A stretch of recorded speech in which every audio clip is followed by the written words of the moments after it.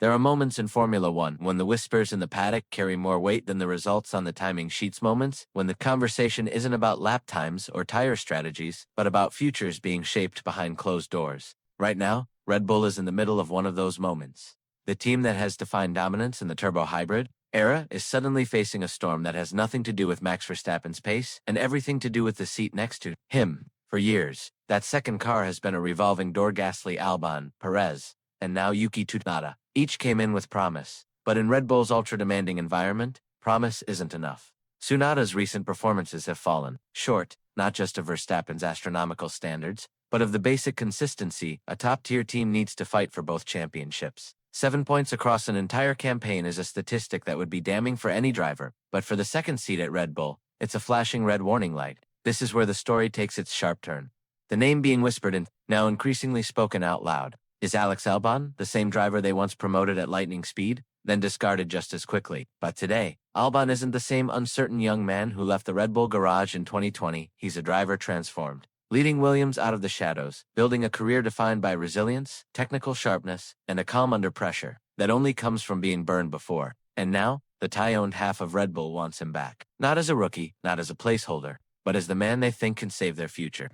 To understand why Red Bull's interest in Albon is so serious, you have to understand the scale of their problem. The RB21, despite Verstappen's heroics, is not the bulletproof machine it once was. Development upgrades have been inconsistent, sometimes even making the car slower. The technical team is scrambling to keep up, and in the background looms the 2026 regulation reset, one of the biggest shakeups in F1 history. For the first time in years, Red Bull is not entering that new era from a position of strength. Instead, whispers around the paddock suggest their power unit could be underpowered compared to Mercedes and Ferrari, leaving them fighting from behind. And here's the real danger: Max Verstappen can adapt to almost anything, but if the machinery under him isn't good enough, not even his brilliance will secure titles. That means the second car has to deliver results to keep the constructors' fight alive.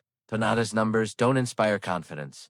Comparisons to emerging talents like Issa Kajar and Liam Lawson only make it worse. In that context, Albon's resurgence at Williams becomes impossible to ignore. Under James Vowles, Williams has rebuilt itself around him, making him the cornerstone of their 2026 project. They've given him influence, trust, and soon, Mercedes Power Unit 1, that many believe will be among the strongest under the new rules. Leaving that behind would be a gamble. But for Red Bull, convincing Albon to take that gamble could be the only way to stabilize their future. And for Chalarm Uvidia, the Thai billionaire Konar with deep personal ties to Albon, this isn't just about performance, it's about bringing a national star back into the family.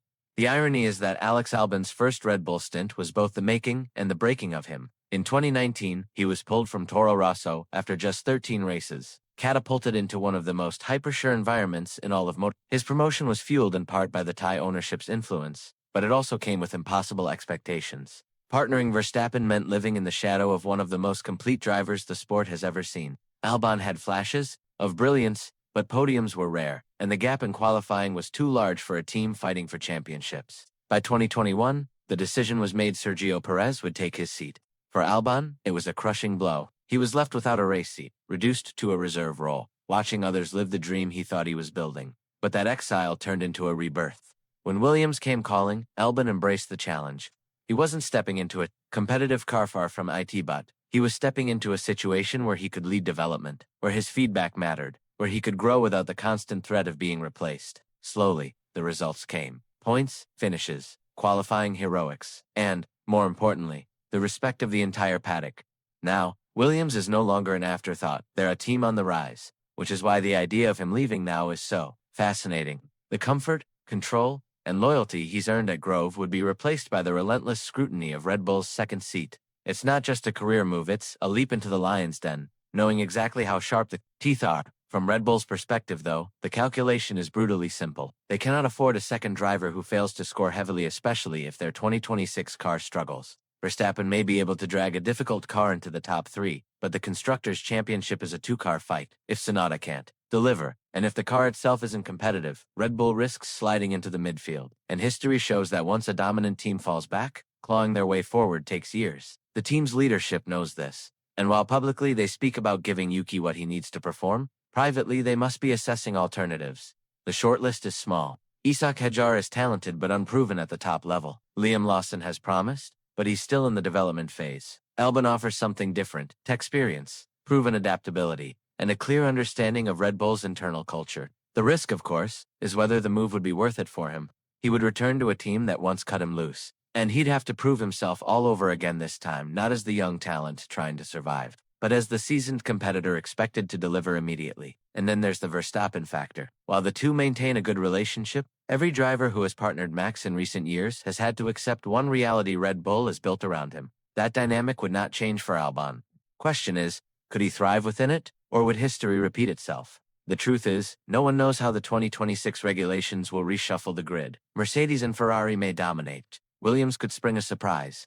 Red Bull could either recover their supremacy or slide further down the order. That uncertainty is what makes this potential Albon move so intriguing and so risky. For Red Bull, it's a chance to fix their second seat problem with a driver who's grown into one of the most complete packages outside the top three teams. For Albon, it's a chance at redemption, a shot at competing for wins again, but also a leap into a hyper-sure environment that has ended the careers of many promising talents. And yet, the draw is undeniable. The seat next to Verstappen is one of the most high-profile roles in all of motorsport. It's where reputations are forged under fire and where careers can be destroyed just as quickly. If Yuki gets his way and Albon returns, it will be one of the most dramatic comebacks in modern F1. The question is whether both sides are ready for the gamble, because once that contract is signed, there's no turning back. One way or another, the 2026 season could define not only Red Bull's future, but Alex Albon's legacy in Formula One. So, is he the answer to Red Bull's second seat cursor, the next name to fall victim to it? I want to hear what you think, so drop your thoughts in the comments. And if you're as fascinated by this unfolding drama as I am, make sure you're subscribed, because this story is only just beginning.